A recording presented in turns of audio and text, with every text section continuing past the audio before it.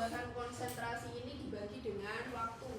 Jadi laju reaksi itu adalah perubahan konsentrasi reaktan dibagi waktu atau perubahan konsentrasi produk dibagi waktu, tapi ada koefisiennya. Jadi koefisiennya mengikuti dari persamaan yang sudah balance.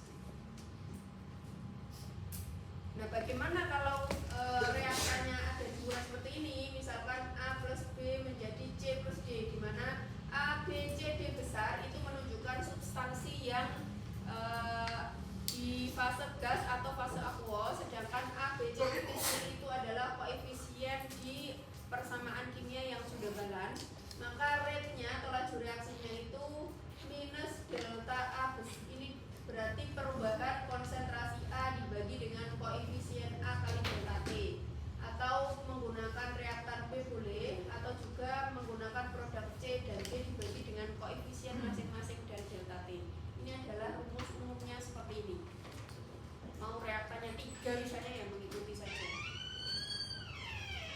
Contohnya misalkan ada reaksi pembentukan amonia dari nitrogen dan hidrogen. Ini ya reaksinya. Di sini diketahui perubahan konsentrasi nitrogen per delta T adalah minus 0,1, perubahan konsentrasi hidrogen per delta T adalah minus 0,3, perubahan konsentrasi amonia per delta T adalah 0,2. Kalau ditanya rate-nya berapa, maka rate-nya yang mengikuti persamaan ini minus delta N2 per delta T atau sama dengan minus delta H2 per 3 delta T sama dengan delta NH3 per 2 delta T. Jadi kalau kita hitung dari semua ini nilainya sama, yaitu 0,1 mol per liter menit. Nah, satuan dari rate itu adalah konsentrasi dibagi waktu. Karena tadi dia adalah perubahan konsentrasi setiap waktu begitu ya. Jadi satuannya adalah konsentrasi dibagi waktu, konsentrasinya mol per liter, waktunya bisa menit, bisa second, bisa jam, bisa hari, bisa bulan, bisa tahun.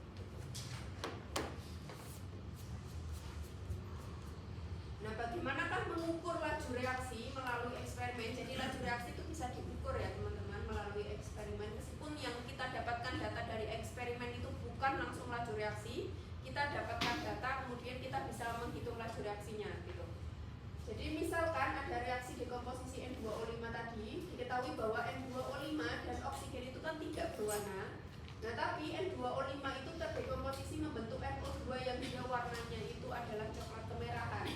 Maka kalau sudah reaksi terbentuk dia akan ada warnanya akhirnya ya larutannya. Oleh karena itu, kalau ini gas ya berarti gas ya teman-teman. Nah, itu kemudian bisa dilakukan ini menggunakan absorpsi visible light gitu. Jadi diabsorb nitro NO2 nya diabsorpsi itu kemudian diukur konsentrasinya. Oleh karena itu kita tahu jadi konsentrasi mula-mula berapa, setelah 10 menit berapa, setelah 20 menit berapa, itu bisa mengetahui konsentrasi NO2 yang terbentuk. Setelah konsentrasinya tahu, teman-teman bisa menghitung rate gitu. Karena misalnya begini, ini adalah konsentrasi N2O5 atau konsentrasi NO2. Kalau teman-teman tahu konsentrasi NO2, tahu konsentrasi N2O5 tidak? Kalau tahu konsentrasi NO2, tahu konsentrasi N2O5? Bisa dari molnya ya gitu. Atau ini teman-teman langsung menggunakan NO2 juga boleh. Kan rate itu bisa dihitung dari reaktan, bisa dihitung dari produk gitu. Kalau yang bisa kita ukur adalah produknya, ya produknya. Jadi misalnya ini konsentrasi, kemudian ini adalah waktu.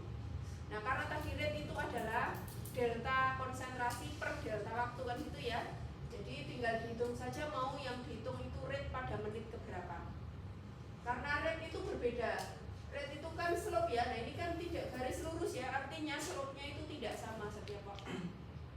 Gitu. Jadi slope itu bisa tinggi di awal-awal, bisa semakin kecil dengan berjalannya waktu. Nah, ini bisa diketahui seperti ini, slope-nya di sini itu diperoleh 0,028. Nah, kalau secara eksperimental diketahui bahwa ini ya, rate-nya itu adalah 0,08 dengan reaktan mula-mula konsentrasinya 0,08 molar, rate-nya adalah 0,028. Kebetulan sama itu. Mungkin kadang eksperimen dengan hasil yang kita hitung itu bisa sedikit berbeda. Karena kalau ini kan rata-rata ya, gitu. Sedangkan kalau kita cuma menghitung 2 menit pertama di sini itu berapa? Sampai jelas teman-teman? Kita lanjutkan ke contoh soal. Jadi misalkan ada persamaan yang sudah balance, A ditambah 3B menjadi C ditambah 2D. Ekspresikan rate rata-rata dari reaksi terhadap masing-masing produk dan reaktan. Itu dipakai rumus yang tadi ya umumnya. Jadi rate sama dengan minus delta A per delta T, karena ini koefisiennya 1 ya, ini dibagi 1, sama dengan minus delta B per 3 delta T karena koefisiennya 3, karena reaktan maka ada minusnya, kalau produk tidak ada minusnya.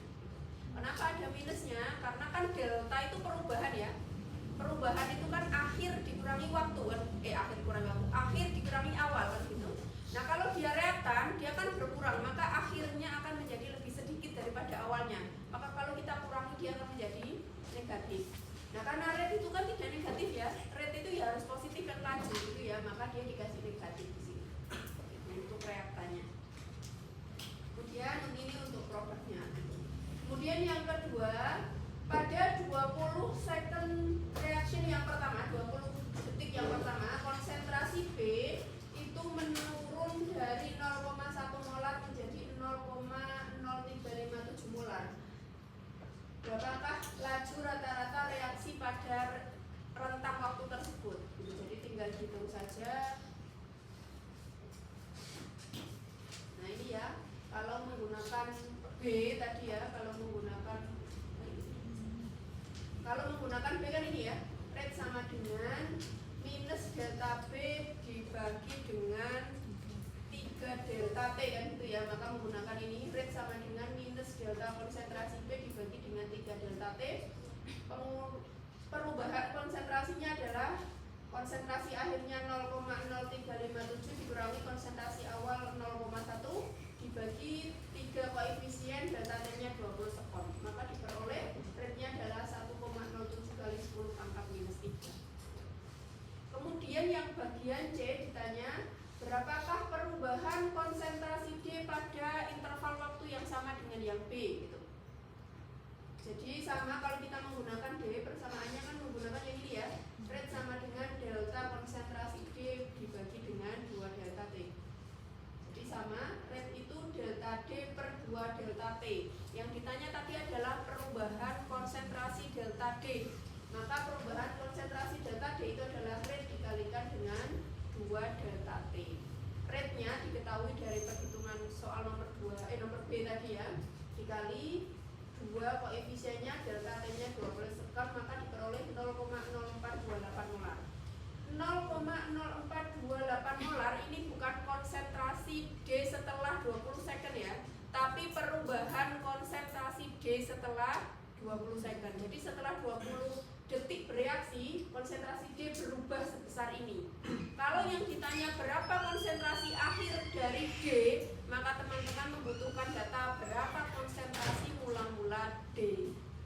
Baru nanti konsentrasi mula-mula ditambah, karena dia produk ya D itu, ditambah dengan 0,0428. Itu adalah konsentrasi akhir dari D setelah 20 second. Sampai di sini jelas? Nah ini bagaimanakah hubungan laju reaksi dengan konsentrasi? Tadi konsentrasi dibilang berpengaruh kepada laju reaksi kan gitu ya. Bagaimana hubungannya? Nah laju reaksi itu berhubungan langsung dengan konsentrasi reaktan. Kalau dari persamaannya kan jelas gitu ya, berhubungan dengan konsentrasi. Semakin tinggi konsentrasi dari material yang ada awal sebelum bereaksi itu, atau konsentrasi mula-mula atau konsentrasi reaktan mula-mula gitu ya, maka semakin cepat reaksi itu berjalan. Reaksi itu terjadi akibat dari tumbukan antara molekul-molekul reaktan. Jadi misalnya ada A plus B ya, berarti A sama B harus bertemu dulu. Kalau tidak bertemu tidak akan bereaksi kan gitu ya teman-teman. Nah semakin banyak yang bertemu atau bertumbukan, maka semakin cepat reaksinya. Misalkan ada dalam satu sama-sama volume 1 liter, konsentrasinya satunya 10, konsentrasinya satunya 5. Mana laju reaksi yang lebih cepat? Yang 10. Karena kalau 10 dia lebih banyak di situ ya. Intensitas tumbukannya semakin banyak. Sedangkan kalau yang 5 itu tidak. Oleh karena itu semakin tinggi konsentrasi semakin banyak molekulnya, artinya kan begitu. Semakin banyak molekul maka semakin sering bertumbuh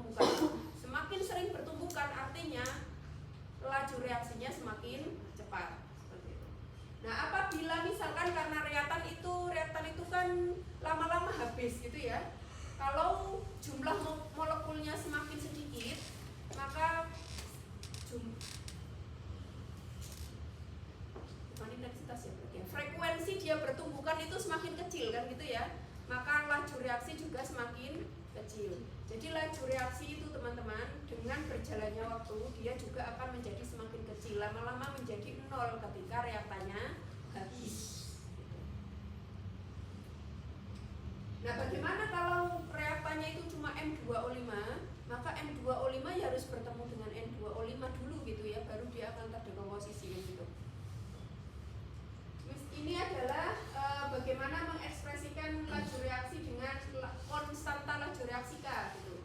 Jadi misalkan kita mengeplot ini ya, ini adalah sumbu Y-nya laju reaksi rate ya, bukan konsentrasi tapi rate. Kemudian sumbu X-nya adalah konsentrasi reaktan di sini. Kalau teman-teman plot, misalkan datanya dari eksperimen, kalau dari eksperimen misalnya ya, konsentrasi mula-mulanya 10, kemudian eksperimen lagi konsentrasi mula-mulanya 5, kemudian eksperimen lagi divariasikan gitu konsentrasinya, kemudian teman-teman bisa menghitung rate-nya gitu.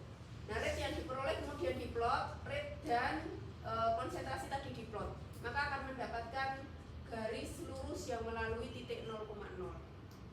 Nah, setelah ini teman-teman bisa dapatkan persamaannya. Dari mana? Dari regresi linear di Excel kan gitu. Nanti di Excelnya regresi linearnya dibuat yang melalui 0,0.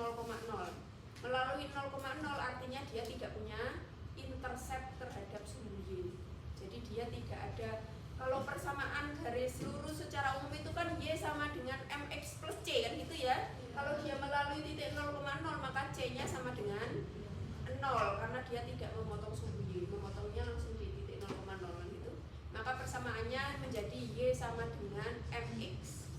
Nah, kalau kita bandingkan dengan ini ya, Y-nya itu adalah laju, X-nya adalah konsentrasi. Maka slope-nya itu adalah konstanta laju reaksi. Jadi konstanta laju reaksi teman-teman bisa dapatkan dari sini. Nah, karena konstanta laju reaksi itu konstan nilainya ya, dia konstan ya gitu. Tidak dipengaruhi oleh konsentrasi. Konsentrasi itu hanya berpengaruh kepada laju reaksi. Jadi ini laju reaksi dipengaruhi oleh konsentrasi, tapi dikalikan dengan konstanta tertentu. Tidak artinya kalau konsentrasinya 10, lajunya 10 tidak. Tapi 10 dikalikan dengan suatu konstanta tertentu. Sampai di sini jelas? Apakah konstanta laju reaksi itu bisa berubah, teman-teman?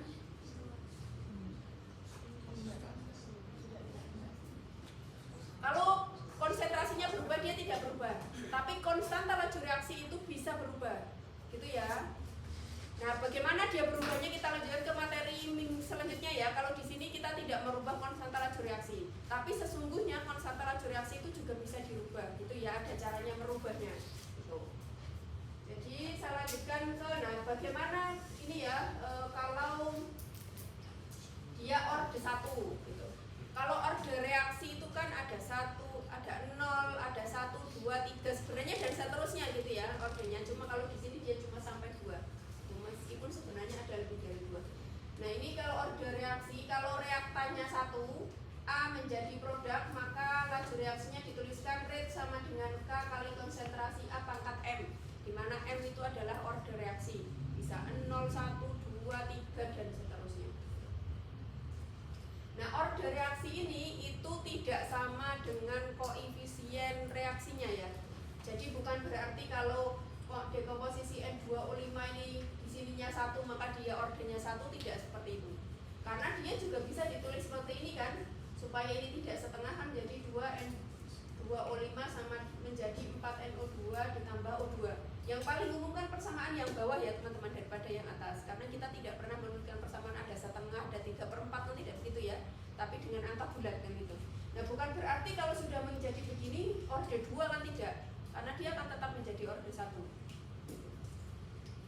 Nah, kalau kita mau tahu bagaimanakah ya atau berapakah orde dari reaksinya, maka teman-teman perlu melaksanakan eksperimen. Jadi orde reaksi, konstanta laju reaksi itu bisa ditentukan dari data eksperimen. Meskipun laju reaksi juga bisa diukur dari data eksperimen kan gitu. Jadi kalau kita eksperimen, kita dapat data konsentrasi yang kita variasi kan gitu. Kemudian kita dapat data laju reaksinya. Setelah dapat data itu, teman-teman nanti bisa menghitung konstanta laju reaksinya berapa, orde reaksinya berapa, seperti itu. Nah, kalau mau mencari ordenya, maka teman-teman ini ya variasi konsentrasinya. Jadi misalkan kalau konsentrasinya 1 nanti dapat rate 1, konsentrasinya 2 nanti dapat rate 2 gitu. Kemudian dibandingkan rate 2 per rate 1 itu sama dengan K kali A2 pangkat M dibagi K kali A1 pangkat M. Karena konstanta laju reaksinya tadi tetap, karena reaksinya sama maka konstanta laju reaksinya tetap gitu ya. Maka K-nya bisa dicoret, jadi hasilnya menjadi rate 2 per rate 1 sama dengan A2 per A1 pangkat M. Nah, karena A2 dan A1 ini konsentrasi mula-mula yang sudah kita tahu nilainya tadi ketika eksperimen, rate-nya juga sudah dapat, maka kita bisa dapatkan nilai M. Nah, masukkan contoh soal. Misalnya ada asetaldehyde CH3CHO, itu biasanya terjadi secara natural pada ini ya, oak and tobacco leaves, tapi dia juga bisa biasanya ada di gas buang kendaraan bermotor. Jadi kalau teman-teman berada di kendaraan bermotor terus asapnya yang mengepul itu hati-hati. Di situ bisa ada asetaldehyde-nya, gitu ya. Gitu. Apalagi kalau dia itu alkohol awalnya, ada alkoholnya bahan bakarnya, nah itu akan lebih berbahaya. Kira-kira menurut teman-teman asetaldehyde atau CO2 yang lebih berbahaya ketika terhirup di tubuh? Kalau pembakaran sempurna kan dia cuma menjadi H2O plus CO2 ya. Kalau tidak sempurna nanti ada asetaldehyde-nya, salah satunya ya produk sampainya. Nah, menurut teman-teman kalau terhirup mana yang lebih berbahaya? Asetaldehyde. Kenapa asetaldehyde lebih berbahaya?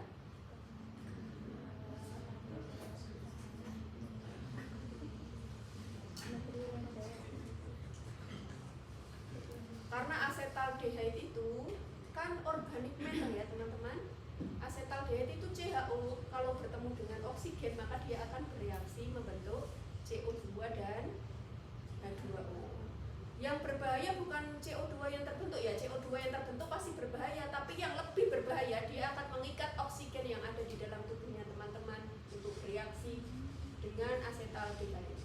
Jadi yang kita kan butuh oksigen ya, kalau kita kekurangan oksigen lemes paling tidak pertama ya kan, lama-lama ya gitu ya kan itu. Makanya asetaldehyde atau volatile matter itu jauh lebih berbahaya. Makanya kalau teman-teman misalkan ada ini ya, air quality atau quality udara yang biasanya ditampilkan, nanti UB juga akan pasang ya, jadi kita bisa tahu seberapa bagus atau seberapa jelek kualitas udara di Universitas Brawijaya. Nanti kita pasang di beberapa titik ya. Di situ akan ada CO, ada CO2, ada volatile meter. Nah, yang paling berbahaya itu adalah volatile meternya ya. Kalau volatile meternya tinggi ya jangan ada di situ kalau bisa gitu ya, menjauh aja gitu ya, karena itu berbahaya kalau terhirup di tubuh gitu. Ya ada biasanya ada volatile meter, ada PM2,5, ada PM10, ada CO, ada CO2 biasanya yang paling umum yang ditampilkan gitu. PM itu tahu ya teman-teman, partikulat meter. Jadi debu-debu yang ukurannya 2,5 terus debu-debu yang ukurannya 10, berarti kalau PM2,5 itu yang debu kecil, PM10 itu yang debu agak besar. Biasanya ada itu kalau ini nanti kita pasang gitu. Nah, ini misalkan asetaldehyde itu terdekomposisi pada suhu 600 derajat Celcius menjadi CH4 dan CO gitu. Kemudian dilakukan eksperimen dengan konsentrasi asetaldehyde yang berbeda-beda, maka didapatkan rate yang berbeda-beda juga sesuai dengan konsentrasi mula-mulanya. Jika laju reaksinya itu adalah rate sama dengan K kali konsentrasi asetaldehyde pangkat M, maka yang ditanyakan adalah dia order berapa, M-nya itu berapa gitu. Sebenarnya teman-teman cuma butuh 2 data. Eksperimen itu hanya bisa dilakukan cukup 2 kali sudah bisa menentukan dia rate berapa, tapi lagi-lagi eksperimen itu kalau kita pengen datanya itu lebih reliable ya, lebih dapat dipercaya gitu ya, tervalidasi kebenarannya, maka teman-teman harus lakukannya lebih banyak. Paling tidak satu ini tuh biasanya 2 kali gitu idealnya. Nah, ini makanya dilakukan banyak, bisa dihitung dari 2 data ini, 2 data ini, 2 data ini, 2 data ini, harusnya sama meskipun beda itu beda-beda dikit. Makanya kalau teman-teman hitung dari semuanya, teman-teman bisa rata-rata nanti. Tapi kalau ini dihitung dari rate 2 dan rate 1 saja. Jadi dari hasil 1 dan hasil 2. Rate 2 per rate 1 sama dengan A2 per A1 pangkat M. Rate 2 nya adalah 0,34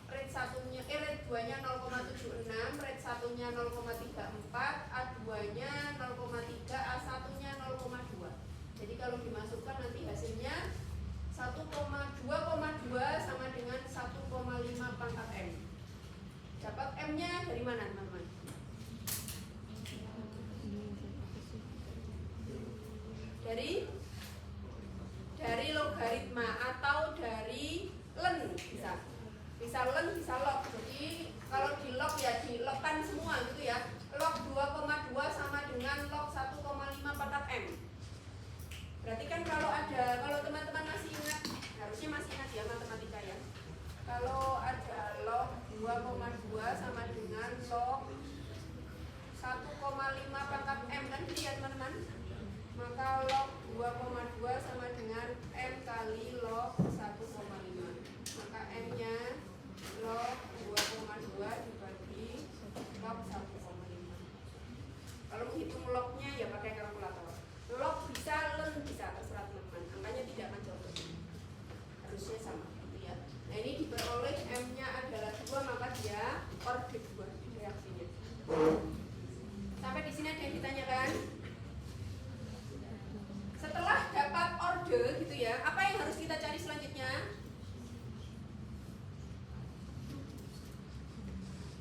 Kalau ada pertanyaan seperti ini, biasanya yang ditanya bukan ordenya, tapi bagaimanakah persamaan laju reaksi kan gitu ya. Kalau persamaan laju reaksi tadi kan persamaan laju reaksi itu rate sama dengan K kali konsentrasi A misalnya ya, pangkat M.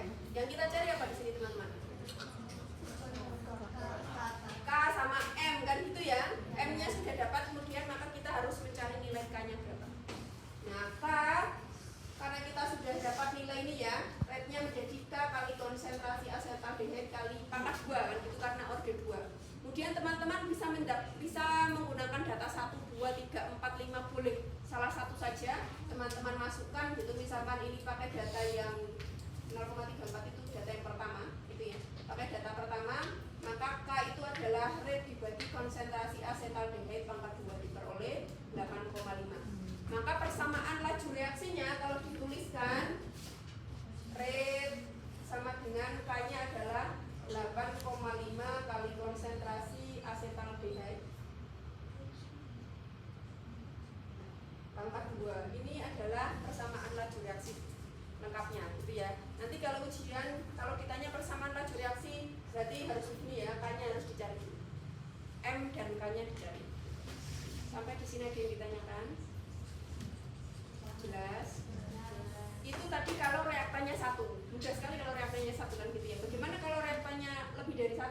2 misalkan, 2, 3 boleh.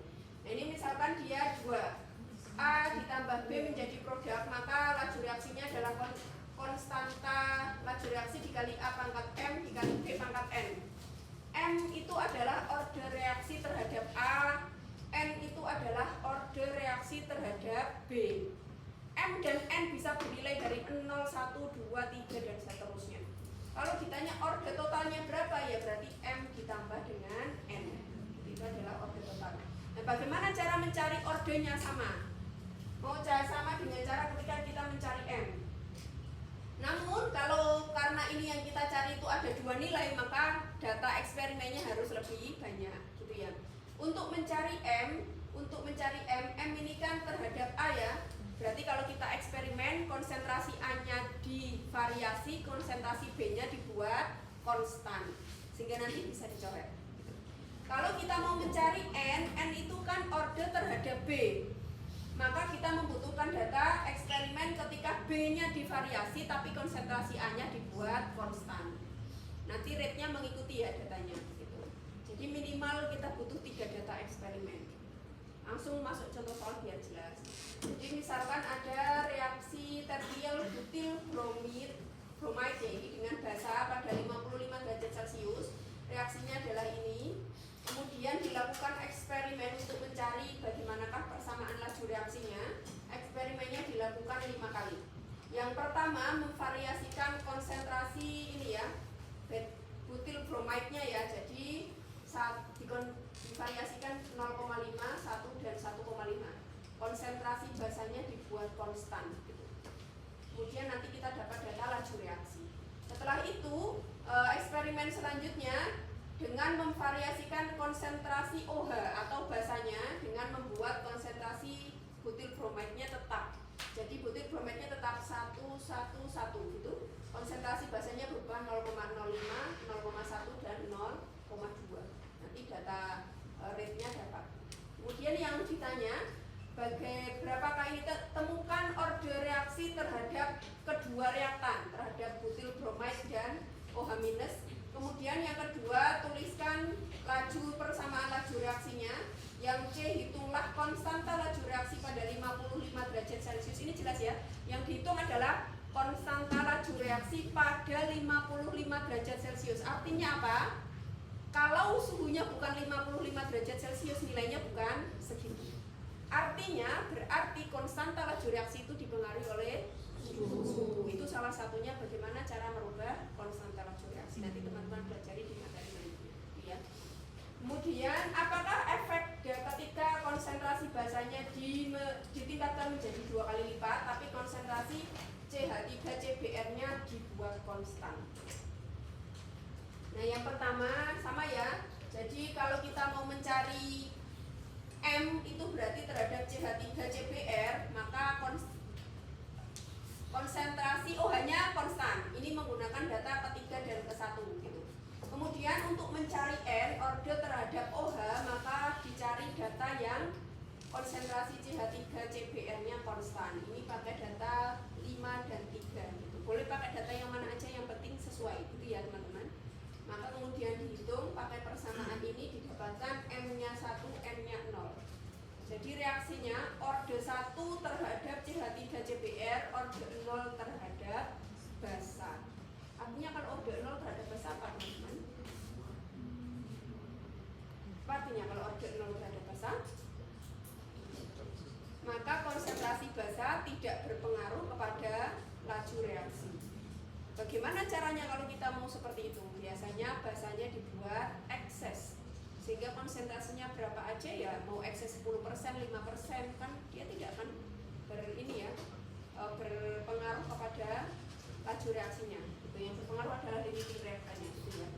Jadi kalau dituliskan persamaannya menjadi rate sama dengan K kali konsentrasi CBr pangkat 1 konsentrasi OH minus pangkat 0, atau K kali konsentrasi CH3 3 kali CBr. Kemudian yang ditanya berapakah konstanta laju reaksinya pada 55 derajat Celcius. Jadi teman-teman bisa menggunakan data yang mana saja, 1 sampai 5 tadi. Ini pakai data yang ketiga ya.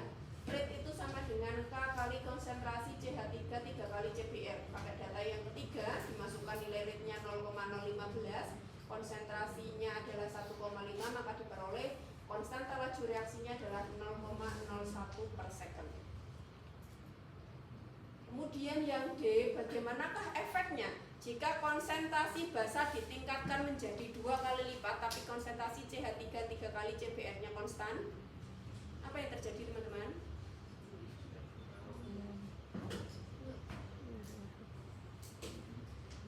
Apakah laju reaksinya berubah? Tidak. Jadi laju reaksinya tidak berubah karena laju tadi kan ordenya 0 terhadap basanya gitu ya. Jadi basanya mau dibuat 2 kali lipatnya, 3 kali lipatnya, dia tidak akan berpengaruh pada laju reaksi. Sampai di sini jelas. Kemudian bagaimana hubungan konsentrasi dengan waktu gitu. Jadi kalau tadi rate itu adalah K dikali konsentrasi, kita pengen tahu misalnya ya, berapakah N2O5 yang tersisa setelah reaksi berjalan 5 menit, setelah 1 jam, setelah beberapa hari misalnya, berapa N2O5 yang tersisa, atau berapa NO2 yang terbentuk, atau berapa oksigen yang terbentuk. Nah itu berarti kan kita butuh hubungan konsentrasi dengan waktu kan gitu ya. Ketika waktunya 10 menit, konsentrasinya berapa gitu. Nah sebenarnya kalau persamaan ini kan tidak memberi korelasi itu ya teman-teman, konsentrasi dengan waktu. Nah tapi kita bisa kok sebenarnya mengembangkan persamaan ini menjadi persamaan yang menghubungkan konsentrasi dan waktu. Cuma di kimia dasar ini memang teman-teman tidak diberikan penurunannya ya. Penurunannya teman-teman akan diberikan di kuliah TRK. Jadi sebenarnya karena kalau di sini menulis konsentrasi itu kan begini ya. Kalau di TRK nanti tidak. Jadi ini konsentrasi A itu adalah CA, jadi nanti di TRK nulisnya. Nah persamaan Len itu sebenarnya diperoleh dari dCA per dt sama dengan K kali CA. Ini kalau orde 1 ya. Rate itu kan perubahan konsentrasi terhadap waktu kan gitu ya. Kalau di situ ditulis delta karena perubahannya konstan.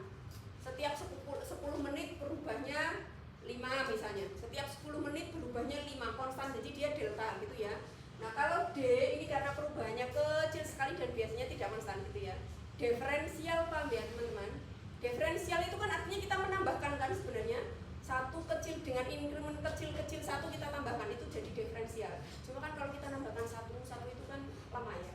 Makanya ada rumus integral itu akhirnya ya. Jadi integral itu kan menambahkan nanti ya.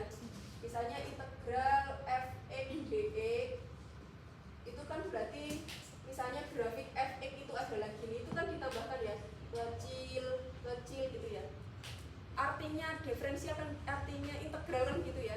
Nah sama ketika kita di sini mau tahu CA, ini kan CA terhadap T, kita kan mau tahu konsentrasinya ya teman-teman, sebenarnya turunkan dari sini. Jadi integral GCA, karena CA harus diintegralkan terhadap GCA, berarti ini integral gitu. Maka teman-teman dapatkan ini integral seper CA DCA apa teman?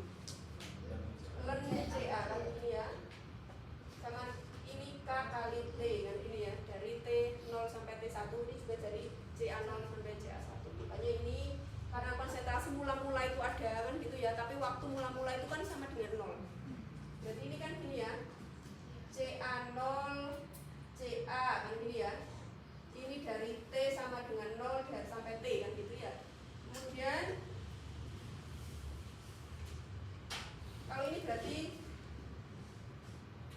len CA minus len CA 0 sama dengan K kali T minus T sama dengan 0 kan K kali T ya, K kali T. Nah rumusnya menjadi seperti ini. Kalau mau ditulis len CA per CA 0 sama dengan K kali T, sama ya ini dengan ini bentuknya. Kalau teman-teman masih ingat fungsi len ya, natural berarti. Sampai di sini ada yang ditanyakan. Ini teman-teman akan baca ini lebih jelas lagi di TRK untuk orde 2 bagaimana, untuk orde selanjutnya bagaimana gitu. Ini orde 1 yang paling mudah seperti itu. Jadi nanti teman-teman dapatkan persamaan len A sama dengan len A0 minus K kali T. Ini adalah persamaan yang menghubungkan konsentrasi dengan waktu, sehingga kita bisa tahu kalau reaksinya sudah berjalan beberapa saat konsentrasinya masih berapa, atau konsentrasi produk yang terbentuk berapa. Kalau konsentrasi produk tahu, kita bisa tahu masanya berapa kan gitu ya, sama seperti di yang sebelumnya. Nah, ini kita masuk ke contoh soal. Jadi misalkan ada reaksi dekomposisi orde 1N2O5 pada 67 derajat Celcius, K-nya diketahui 0,35 per menit. Hitunglah konsentrasi setelah 6 menit jika konsentrasi mula-mulanya 0,2. Kemudian waktu yang dibutuhkan untuk mengurangi konsentrasi N2O5 dari 0,2 menjadi 0,15. Kemudian waktu yang dibutuhkan untuk sampel N2O5 terdekomposisi setengahnya. Waktunya berapa? Jadi teman-teman bisa menggunakan yang bentuk ini, bisa menggunakan yang bentuk ini juga boleh. Itu persamaannya, misalkan ini menggunakan yang ini, berarti len mula konsentrasi mula-mula 0,2 dikurangi len konsentrasi akhirnya sama dengan K kali T. T-nya adalah 6 menit, maka diperoleh konsentrasinya pada 6 menit ya, setelah 6 menit itu adalah 0,024 mol. Ini adalah konsentrasi N2O5 setelah bereaksi 6 menit. Konsentrasi akhirnya. Kalau yang ditanya berapakah N2O5 yang sudah bereaksi selama 6 menit, berapa teman?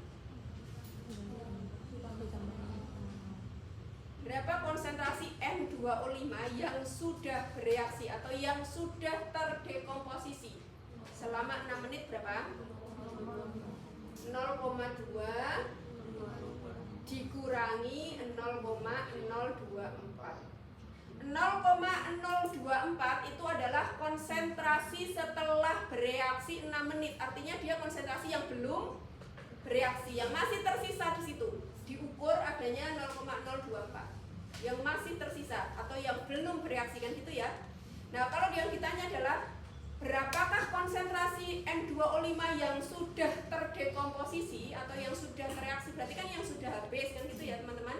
Berarti konsentrasi mula-mula dikurangi konsentrasi setelah 6 menit. Berarti 0,2 dikurangi 0,024. Bisa ya? Kemudian yang B ditanya berapakah waktu yang dibutuhkan menurun dari 0,2 menjadi 0,15. Nah, dengan cara yang sama teman-teman masukkan, cuma yang dicari T-nya gitu. Len konsentrasi mula-mula dikurangi len konsentrasi akhir sama dengan K kali T. T-nya diperoleh 0,82 menit. Maka setelah 0,82 menit konsentrasinya akan menjadi 0,15. Sampai ke sini paham? Kemudian yang C yang ditanya tadi adalah berapa waktu yang dibutuhkan kalau dia terdekomposisi setengahnya gitu. Berarti konsentrasi mula-mulanya adalah N2 ini ya, konsentrasi mula-mula dibagi setengah konsentrasi mula-mula. Kalau dia sudah terdekomposisi setengahnya, maka sisanya juga tinggal setengahnya kan gitu ya. Maka konsentrasi akhirnya adalah setengah konsentrasi mula-mula. Nah, ini karena konsentrasi mula-mulanya bisa dicoret, maka len sepersetengah itu kan len 2. Len 2 sama dengan K kali T, K-nya 0,35, maka T-nya adalah len 2 dibagi K. Atau len 2 itu 0,639 dibagi K diperoleh 2 menit. Jadi setelah 2 menit maka konsentrasinya tinggal setengahnya. Dia biasanya istilahnya disebut sebagai half life ya teman-teman ya. Jadi ada half life. Half life itu adalah waktu yang dibutuhkan untuk suatu reaktan terdekomposisi atau bereaksi first order biasanya separuhnya. Jadi sudah setengah berjalan. Misalnya 10 mol ya berarti sudah bereaksi 5 mol. Itu namanya half life. Kalau orde 1 rumusnya seperti ini. Len 2 per K. Kalau orde yang lain ada rumusnya sendiri. Sampai di sini ada yang ditanyakan? Jelas? Saya lanjutkan ke contoh soal. Jadi misalkan ada plutonium 240 atau Pu240, itu adalah produk samping dari suatu reaksi nuklir yang ini ya biasanya direaksikan di dalam suatu reaktor. Nah, membutuhkan waktu 1000 tahun untuk 10% dari 4,6 gram sampel Pu240 tadi terdekomposisi.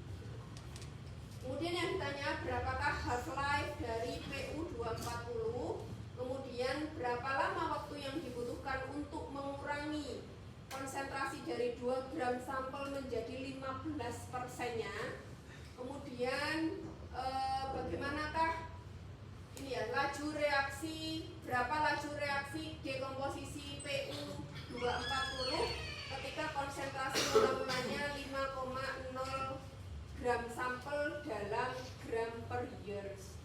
Ditanya satuannya gram per years gitu ya. Yang pertama ditanya berapakah half life-nya. Anggap asumsi dia adalah orde 1. Kalau dia orde 1 rumusnya tadi T setengah adalah len 2 per K kan gitu. Maka kita butuh data K. K-nya kan belum diketahui ya teman-teman, makanya harus dicari dulu menggunakan persamaan yang sebelumnya bahwa len konsentrasi awal dikurangi len konsentrasi akhir sama dengan K kali T kan gitu ya. Konsentrasi awalnya adalah 4,6 gram.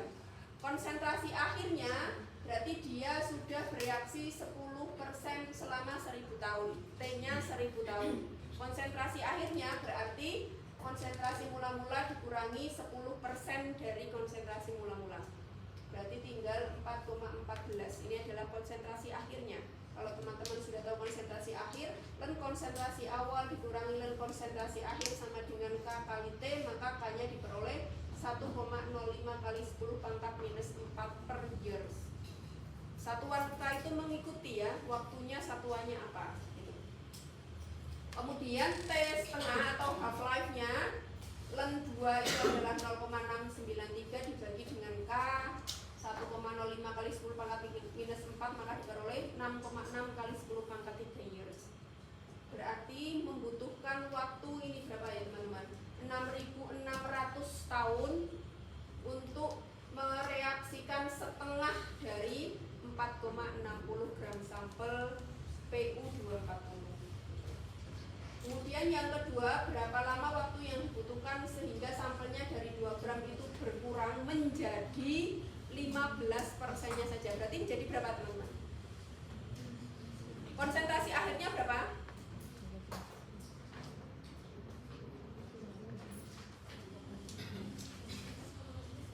Berapa konsentrasi akhirnya?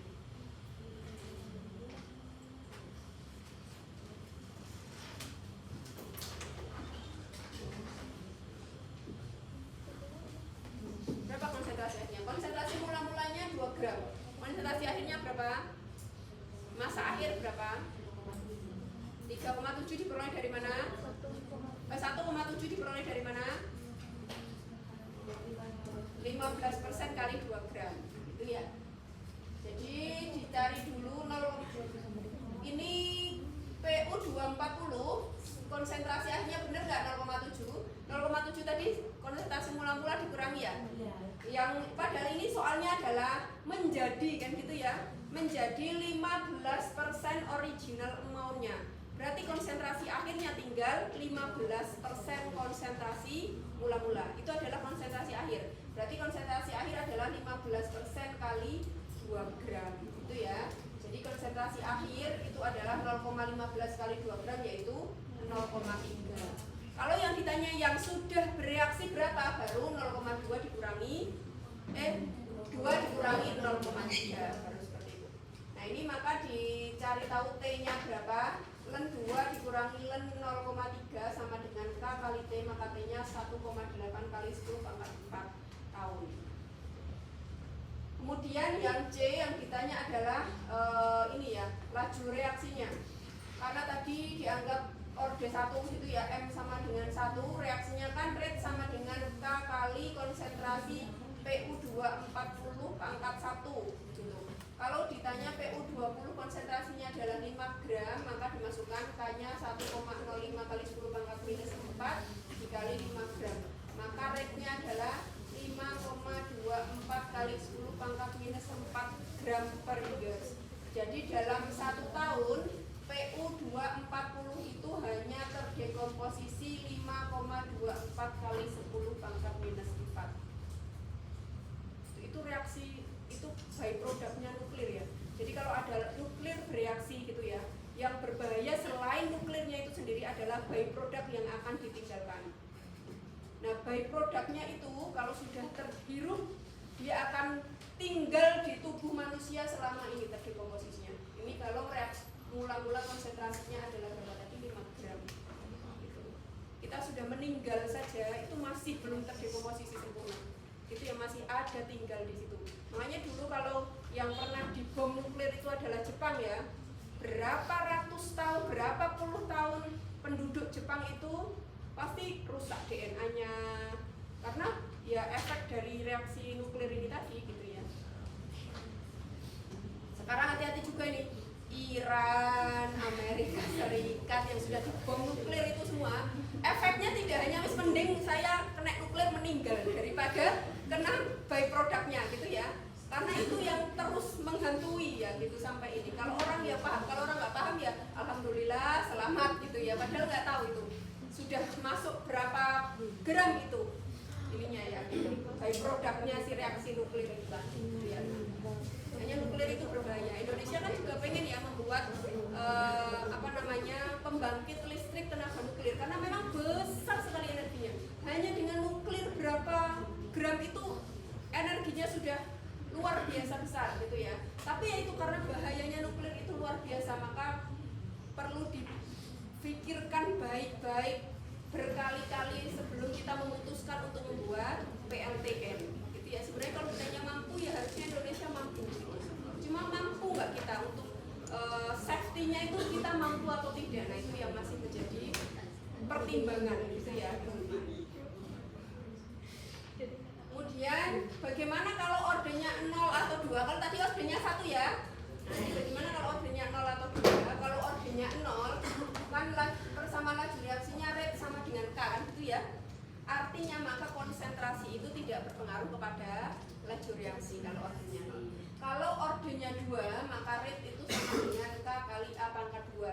Dengan cara yang sama seperti ini tadi penurunan integral, maka teman-teman dapatkan 1/A dikurangi 1/A0 sama dengan K kali T.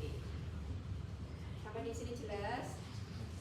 Nah ini kalau dirangkum ya teman-teman, itu misalkan A menjadi produk, misalkan orde 0, orde 1, orde 2. Ini adalah persamaan laju reaksinya, ini adalah konsentrasi, hubungan konsentrasi dengan waktu, ini adalah half life-nya. Jadi kalau orde 0, orde 1, orde 2 half life-nya, ini adalah linear plot-nya. Artinya kalau kita plot ini itu akan mendapatkan garis lurus.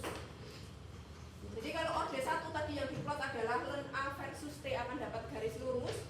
Kalau orde 0 adalah konsentrasi versus T. Kalau orde 2 adalah 1/A versus T. Kalau itu mendapatkan garis lurus maka dia orde tersebut. Nah ini contohnya misalkan, ini diketahui data, ini adalah gas phase decomposition of hydrogen iodida, gitu ya. Ini datanya waktu dengan konsentrasi. Kalau tadi ada yang diketahui data adalah konsentrasi dengan laju reaksi, maka kita bisa mencari M dan K. Nah ini yang diketahui adalah waktu dan konsentrasi. Yang ditanya berapa ordenya, itu maka teman-teman caranya adalah membuat plotnya. Yang diplot adalah waktu terhadap ini. Ada konsentrasi terhadap waktu, ada len konsentrasi terhadap waktu, ada seper konsentrasi terhadap waktu. Kemudian diplot masing-masing yang menghasilkan garis lurus, berarti itu ordenya, gitu ya. Kalau yang diplot adalah konsentrasi terhadap waktu, kalau dia menghasilkan garis lurus berarti dia orde 0. Kalau yang diplot adalah konsentrasi terhadap waktu. Kalau yang diplot len konsentrasi terhadap waktu, kalau dia dapat garis lurus berarti dia orde 1, itu ya. Kalau yang diplot ini maka dapat orde 2 kalau dia dapat garis lurus ya. Nah karena yang garis lurus ternyata yang seper konsentrasi per waktu, maka dia orde 2.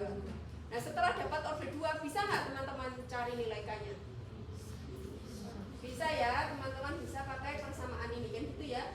Ada A0, ada K dicarikan gitu ya. Gitu. Sampai di sini ada yang ditanyakan? Jelas teman-teman? Kemudian nah ini misalkan kalau pertanyaannya konsep gini ya. Suatu reaksi tertentu itu orde 1 terhadap A dan orde 2 terhadap B.